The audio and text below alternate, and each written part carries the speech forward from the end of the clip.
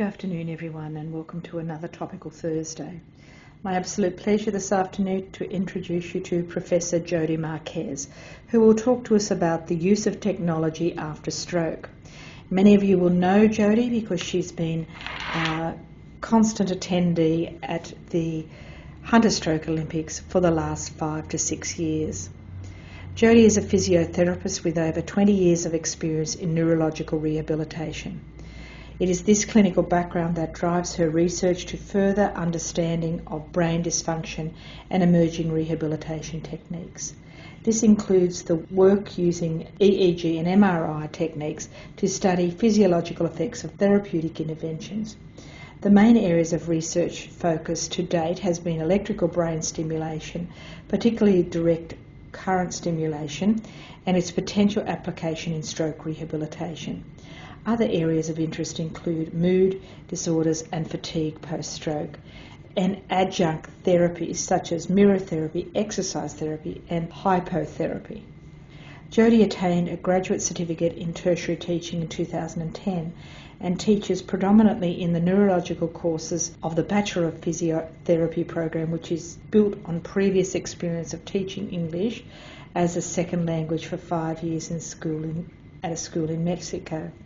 She is the coordinator and lecturer for several physiotherapy courses and supervises numerous honours students each year and RHD students. Welcome, Jodie, and I'm sure we'll all enjoy the talk you have for us this afternoon. So thank you for inviting me to talk to you today.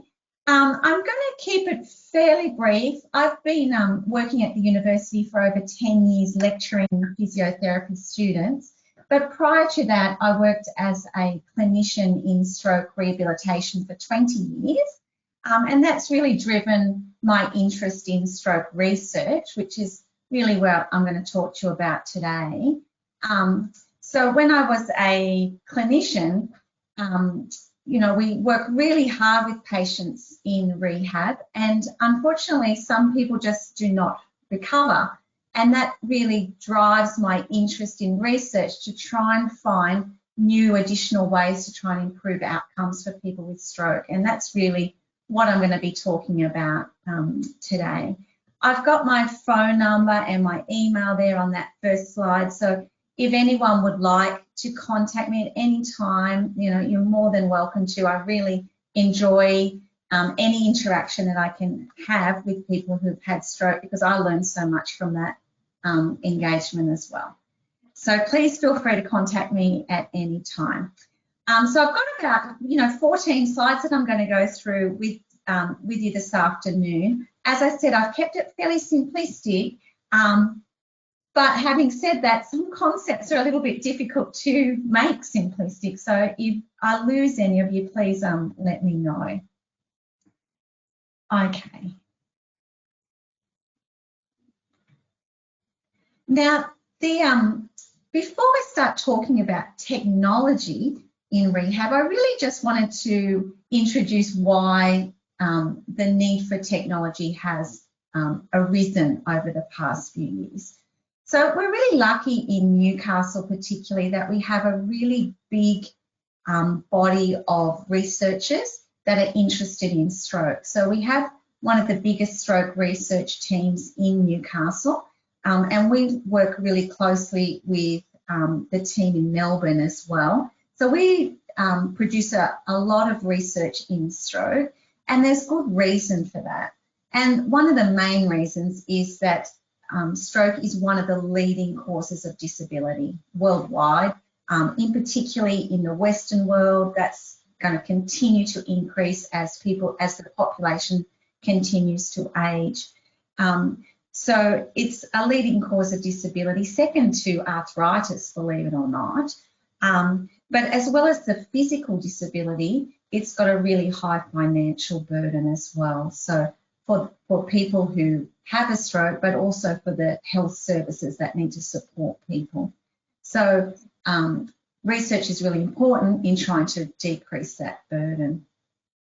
Secondly, we know that it has a high rate of morbidity, and many people don't get full recovery. About a third of people will have what's stated as full recovery, and I note your point made earlier that, you know, nobody is ever the same again after stroke, and I truly agree with that as well. You know, about 2/3 of people never regain function. So it has a high morbidity, and that's despite people participating in a lot of therapy. So no matter how much therapy we can provide people, some people still just don't recover. So clearly what we're offering isn't adequate, and we need to keep trying to find more ways to help people recover. What we do know is that the more therapy you do, the more likely you are to recover. And we know that your practice should be task specific, so you should be training in the things that you want to do, like specific tasks. Like if you want to walk, that's what you should be practicing. If you want to be able to do, to shower yourself, that's what you need to be practicing, or components of that. And you need to be doing lots of it. And that all sounds very good and wonderful, but the limitation of that is that if you have a lot of disability, then you often can't do that. So if you can't walk, how do you practice walking? And if you can't move your arm, how do you practice showering? Because you just haven't got the ability to do that. So particularly for people with high levels of disability, that's not possible. But the other thing is that it can become very boring. So if you're just practicing to use your hand, maybe picking up a cup and putting it down, doing that over and over again becomes less rewarding over time. So it's hard for people to stay motivated. So that's where we think technology might have a role in rehab across a few of those factors. And we know that technology has a growing place in our everyday lives, regardless of rehab. You know, there's apps for everything. There's apps for making your grocery list, and apps for Ubers and things like that. So technology is really integral in our lives in every aspect, and there is a growing interest in it taking a place in rehabilitation as well. So there's lots of devices being developed by engineers out there with a focus on being used in rehabilitation. And hand in hand with that, there's a growing public interest as well. So people are hearing about these, you know, tech devices, and they're wanting to have access to them. So we need to be continually monitoring the development of them. Thirdly, they seem to be plausible. I mean, from the things I said about motivation and ability to participate and all of those things, then technology can really fill that void. But what we need to be careful of, and one of the biggest limitations at the moment, is that it's market driven. So, you know, when people make things, generally their purpose is to make money. So we need to make sure that people aren't adopting the use of rehab, of technology in rehab, and replacing things that we know work with tech devices that aren't proven. So that's why research needs to really guide the development of these engineered things to make sure that they have a place. And it's really important that people with stroke have a say in that as well. And the way that you can do that is by being involved in some research. Okay, so before I talk about some of these tech devices, I just really briefly and simply wanted to talk about the premise of recovery from stroke, because that's what rehab is based on.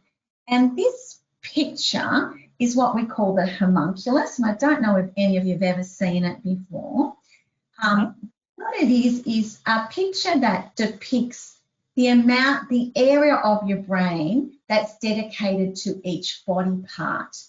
And what's interesting is that the size of the area of the brain that's devoted to a body part isn't determined by the size of the body part. So you can, so the size of the area of the brain that's dedicated to that body part is determined by the importance of the body part and the complexity of the skill that's required. So in humans, it makes sense then that the biggest parts of our brain are dedicated to hand function and mouth function, because those two things are what make us uniquely human. The ability to manipulate tools in our hands and the ability to articulate and communicate with our mouths.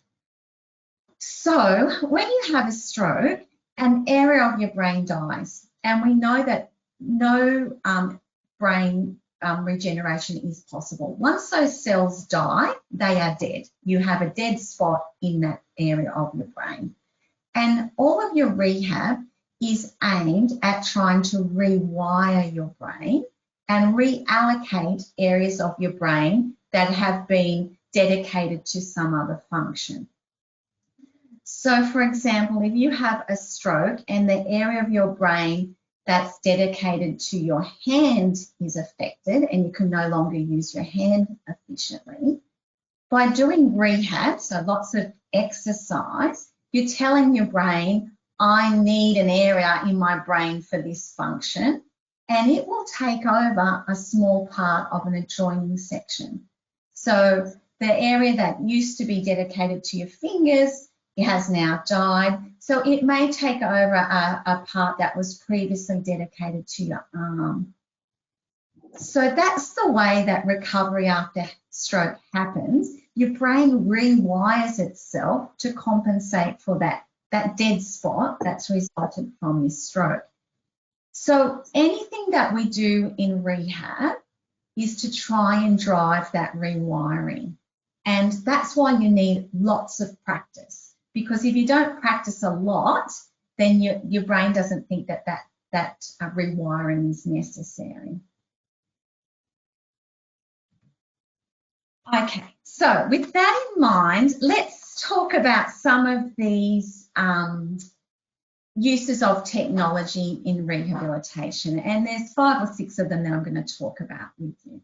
The first one I thought I would mention is muscular neurostimulation, because it's something that's been around for a long time and it's something that you might be familiar with. So it's fairly common practice in rehabilitation that people will have some electrodes placed on muscles to help them to work.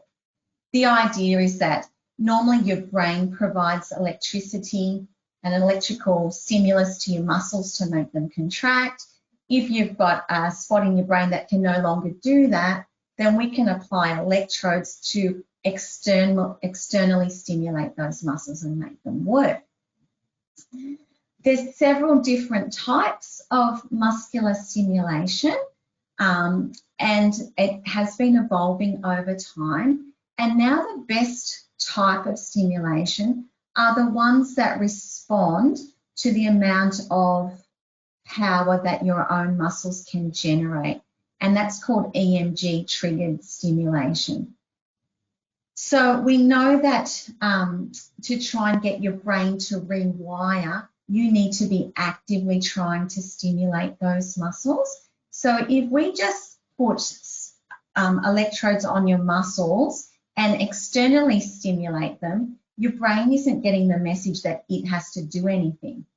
In fact, it's probably getting the opposite message.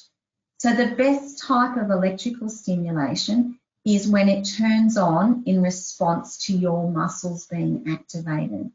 So you need to generate some kind of torque in your muscles, and then the stimulus, the electrodes will kick on and help you to perform the task.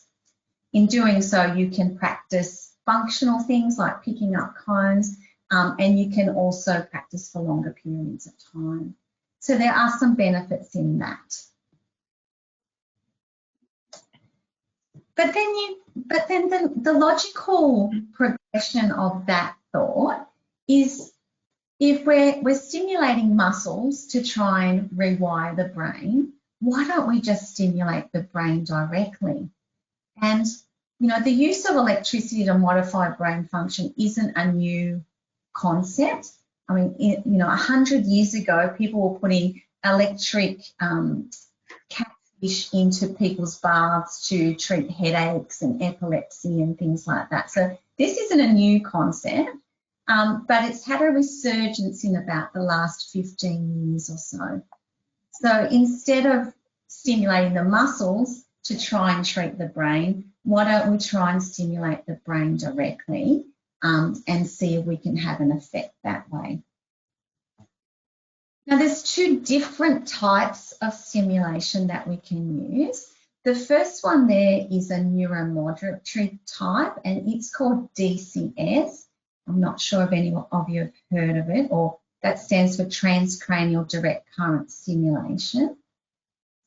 And this is my technical support officer who was a guinea pig in one of my research trials demonstrating DCS, and it works a bit like the premise of a car battery. So you've got an active electrode or an anode, and you've got a reference electrode or the cathode, and you conduct electricity between them. It's a really mild stimulation. We use about 1 to 2 milliamps, which may not mean much to you, but if you think about electric shock therapy that is used for people with psych disorders, they use 1,000 milliamps of electricity. So we're only using about 1 to 2. So it's a much smaller dose that we're talking about. It provides the same stimulation as with the muscular type. So you'll feel like a mild tingling type sensation underneath the active electrode. And by doing that, we can increase the excitability of the brain tissue underneath that electrode. So it doesn't actually make the muscles contract, but it makes it easier for the patient to contract the muscles. So it decreases the threshold needed that the patient needs to exert to generate muscle contractions. So that's the first type. It's fairly simplistic, easy to apply. You don't need to worry about the locations too much. You just want to stimulate over the affected area, essentially. And the idea is that once you make the brain more excitable, it's easier for the patient to then participate in rehab and practice bigger volumes of therapy. The second type of stimulation is a little bit different. It's called transcranial magnetic stimulation. So it uses an insulated wire coil to produce a magnetic field that then induces a magnetic field inside your brain that then causes muscles to contract. So it's very important that the location of the stimulus is very specific to the muscle area that you want to stimulate. So it's a little bit more difficult to apply, but the principles are the same. So both of those things are used in research at the moment to try and increase the amount of practice that can be performed. So that's electrical brain stimulation. Jodie, are both of those treatments external treatments, so the electrodes don't go into the brain, they're actually on the outside of the skull? Yes, absolutely. So you've probably heard of other indwelling stimulus that's particularly used with Parkinson's patients. Yep. Where the electrodes are actually implanted in that really deep area in the brain. These are both surface, so non-invasive, so and temporary. So the stimulus is applied while the device is in situ. Once you remove it, then the stimulation is stopped. Yeah. Thank you. So there's advantages and disadvantages in that approach, in that, you know, you're not having risky surgery with the risk of, you know, infection and all those things, damage to other tissues during the surgical procedure. but the limitation is that the therapy can only be applied when it's on you. Yeah. Okay, so that's brain stimulation. The next thing I wanted to talk about was robotics. And the first type of robotics that I'll talk about are ones for the legs. And these were originally developed for people with spinal cord injuries, and most of the research has been done in that population. And they're originally used to help people, to assist walking. Whereas the later devices, and the one that we have that I'll show you in a minute, is more to help people to exercise. So those two purposes are very different. There's lots of devices, and on this slide I'm showing you 4 of the most researched ones, and probably the HAL device, the hybrid assist limb, is the most researched device at the moment. So you can see through the pictures there's lots of variation in the options that are available. The HAL can be used as a bilateral device, or it can be pulled apart and used for just one limb, which is quite advantageous for people with stroke who just usually have effects on one side of their body. So the HAL was made in Japan, and it's got motors in the hips and the knee joints. And you see, just put your feet in those shoes, strap it on, and then it's got motors to assist movement of the hips and the knees, and it will hold you upright. It's, as I said, made in Japan and the most predominantly available device. The H2 device has motors, or what we call actuators, in the hips, knees and ankles. So it's got 6 motors in this device. The tibial leg was actually developed by NASA. And it's only got motors at the knee joints, and it can be used also as a single leg or a bilateral device. And then the 4th device I've got there, the SMA, was developed by Honda, and it has actuators or motors in the hip joints. So it would be more appropriate for someone who's much higher functioning. So there's lots of variability. But all of these devices are still under research at the moment, and a little bit difficult to access. The other thing about these devices is your patients need to be able to use either crutches or a frame to be able to walk with them if they have severe impairment, because none of those devices are freestanding. As opposed to the device which we have here at the uni, it's the only freestanding device. So this is really advantageous for people with severe mobility impairment, so people who can't stand up at all, people who are in wheelchairs and need assistance for transfers and things like that. Because once you're strapped in, you can, the device will support you completely. And in stroke, that can be really important, because if you have one of your arms affected as well, then it's impossible for you to use a walking frame, because you need them to support the frame. So we've been doing a trial here at the university using this device, which we call Helen. She's the only female robotic device of her type. Helen is an acronym. But we never refer to her as the robot or the device. It's always Helen. She's very affectionately known throughout the university here. And that photo there is demonstrating a spinal cord patient using Helen. So he is in a wheelchair, cannot stand unsupported.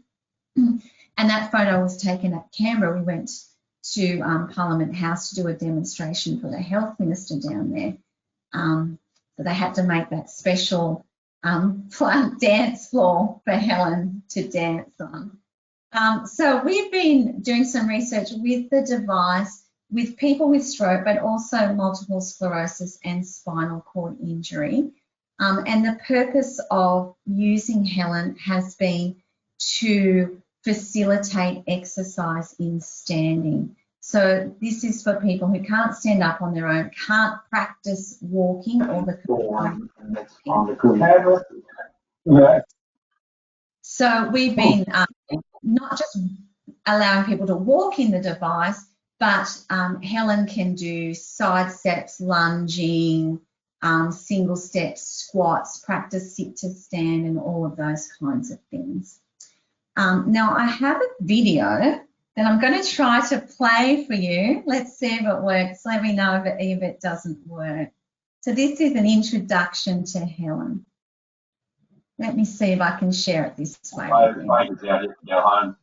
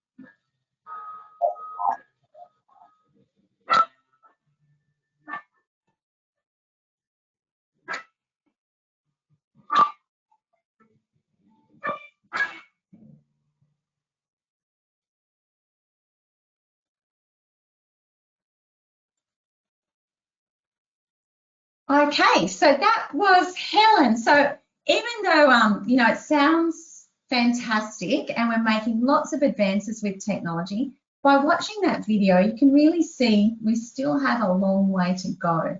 So even though Helen is probably one of the most advanced lower limb robotic devices we have, still very slow, very cumbersome, and movements don't really replicate normal walking just yet. So we've still got a long way to go. And the same thing goes with upper limb robotics as well. So just the same as the lower limb robotics, there's probably 50 different upper limb robotics that are on the market.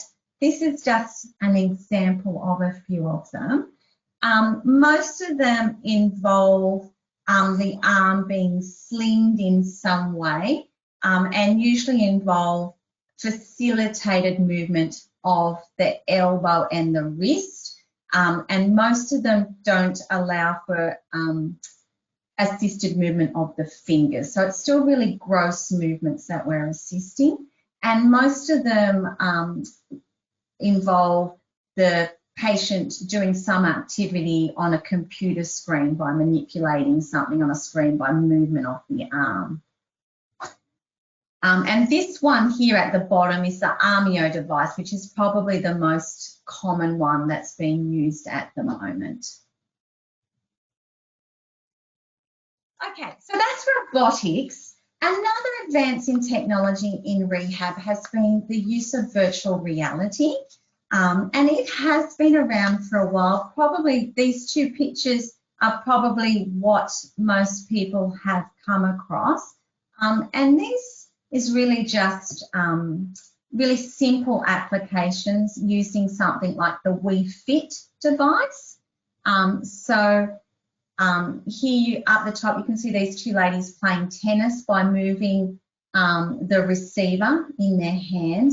And down the bottom, the lady is navigating her way down a river by weight shifting on a horse platform, which is, I think, the Wii Fit board. So they're kind of the most simplistic types of virtual reality. Virtual reality is being applied to so many different platforms. So someone I work with up here has virtual reality treadmill. So instead of just running on a treadmill, you run through a forest, or you can actually choose the environment that you want to run through. And you can, of course, do that with body weight support to facilitate that. It's much more motivating than running in a gym on a treadmill if you are running in a really nice environment. And he also has a virtual reality device set up with an exercise bike. And the virtual reality with regard to the bike is when you put a headset on, the bike becomes a horse. And so instead of riding a bike, you are now sitting on top of a horse, and you're riding the horse to try and collect apples. And it's through, you know, some Italian Alps or something, so it's quite motivating. If the additional benefit of that, so it's more enjoyable because you're in a nice environment. There's a start and an end point, so you're trying to reach a destination, so that can be motivating as well. And the other thing is that, for example, on the bike, if you feel like you're getting tired, then you can change the scenery so the horse is going down a hill rather than up. So in your brain, it feels like it's easier. So even though you're still working the same amount, so you're getting the same fitness effects, it feels like you're not working as hard. So that can be motivating as well and improve your work output. So virtual reality has lots of unique platforms, and it's certainly finding a place in rehab. The next thing is a little less known, and that's the use of haptics. And haptics is really just sensory feedback, and this is being used a fair bit with virtual reality. So with virtual reality, we're trying to create a false environment, and we can give it sound and vision, but if you're not getting the same sensory experience, then it's not quite real. So haptics is trying to do that. So, and it's thought to be really important for learning skills. So if you think, for example, when you pick up a cup, when you reach for the cup, most of that activity is directed by your vision. So you look at the cup and you see where your hand's going to go. So your vision helps to direct the muscles that need to be turned on to get your hand to the cup. But then as soon as you touch the cup, the muscle recruitment changes based on what you feel. So if you're picking up a styrofoam cup that's empty, when you touch it, your brain gets messages to know, oh, I'm squeezing that cup too hard, or it's only really light, I don't need to turn on so many muscles. And you modify the muscles that are used based on that sensation. So we know that for rewiring your brain, sensation is really important because it's important for our movement patterns and indicating to our muscles what they need to do. So if I was picking up a full mug of tea, then the muscles that I need to use change, the ones that turn on and off, and the strength that's required changes. So that's why haptics are important, because you're getting sensory information to feed back to your muscles about the movement, and that can help with the rewiring process. So, and then the latest advances are looking at things that combine technologies, and we call them multimodal devices. So things that are combining virtual reality, robotics, electrical muscle stimulation, and haptics. So you're getting the benefits of each of those type of devices all in one experience. And we're just starting, well, we were going to start a research trial at Tamworth and Central Coast using a multimodal device like that.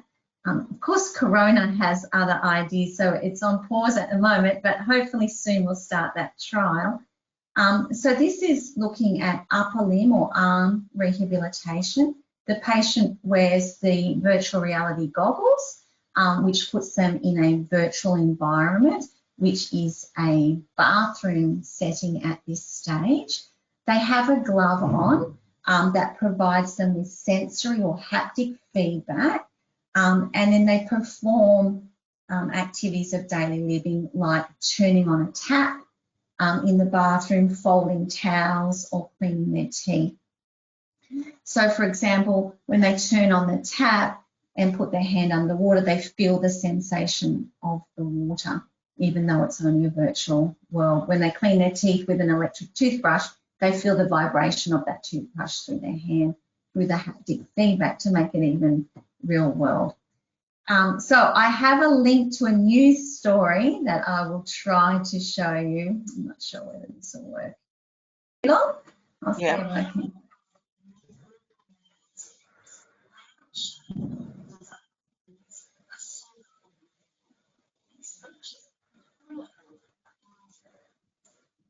Oh. Is that Steph Ho? I'm not Oh. I just stuffed that up for you. Sorry, love. Oh, sorry. You clicked on the health insurance ad. Now you've done it. Oh, dear. Sorry, Michelle. Let me try again. You're right. It's really hard for me to get it on the screen because I've got so many things open here. Yeah. I can't hear any volume to the video. Is there volume to it? There is volume. Let me see if I can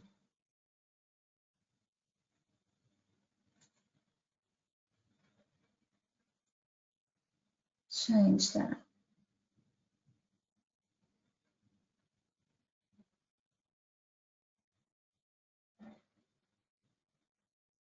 May not want to load now.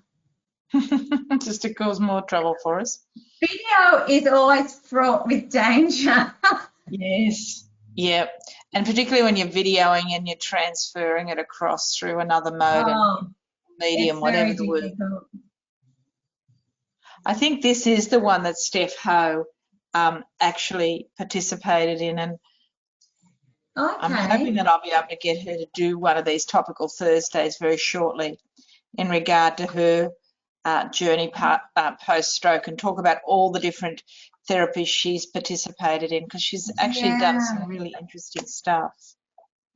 Yeah, I think because she's young and dynamic. Yeah. Yeah. Now I can hear that, but I can't see it. Oh, there we go.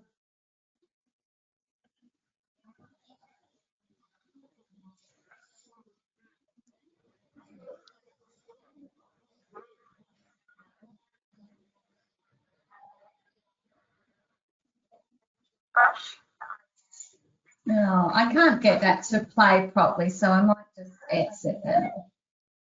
What we might do is we might send the link out. Now I can't actually stop and they the can link. go online and have a look at it. This was a great news story, actually. I saw that one. Yeah. Now I just need to try and close it. About 50,000 Australians have a stroke each year, and about half of those are linked with a stroke patient step home. This world is under new expansion. Sydney company Neurological has created this new treatment to help bring those numbers down. This headset. Oh my goodness. Okay, here we go. Back with you. All right. Now I need to just change that again. You've still got the, now you're back. Yep. Now I'm back in. Yes, you are. A high-end bathroom with all the modern assets. Light and shade, designer fittings, a sought-after wardrobe. It's virtually reality. I'm in this beautiful bathroom and I'm about to learn how to brush my teeth all over again. For stroke patient Steph Ho, this world is part of a new and improved treatment. I'm about to approach the toothbrush and try and pick it up. And I have it, I can feel it, and I'm about to brush my teeth. It's engaging and completely immersive, a long way from tried and traditional therapies. As a 22-year-old kid, I had no idea what a stroke was. I also didn't know what I needed to do and just how much was required of me to even get anything back. More than 50,000 Australians have a stroke each year, and about half of those are left with a permanent upper limb dysfunction. Sydney company Neuromersive has created this new treatment to help bring those numbers down. This headset and visual scenarios helping trigger brain and body rehabilitation in day-to-day settings. They mean freedom and they mean independence, and if you lose them, you'll understand, but to get them back is a revelation. The prototype will be involved in a medical trial in the Hunter Valley and Taiwan in the coming months. When we actually got it, it really was better than we'd hoped, because it just lit people up. It was like, oh, I want to play, I don't want to come out of that yet, and that was beautiful. Jane Azzopardi, 9 News. Okay, so that's really all I wanted to talk about with you today. Just to conclude, technology is definitely going to have a role in neuro rehab. It's not going to replace therapists, and it's not going to replace everything that people currently do in therapy, but it will definitely have a part. And there's not going to be one answer that fits everyone. As you've seen, there's lots of different options in terms of technology, and they're going to need to be individually prescribed for people to suit their own needs. And most importantly, it's really important that patients are involved in decision making around how that technology is developed over time. Because otherwise, if we leave it just to the engineers, we're going to get things that aren't functional for patients. So research is really important in integrating all of the stakeholders, patients, therapists, and the developers to make sure that it's developing in the right direction for all of us. Okay, so thank you very much.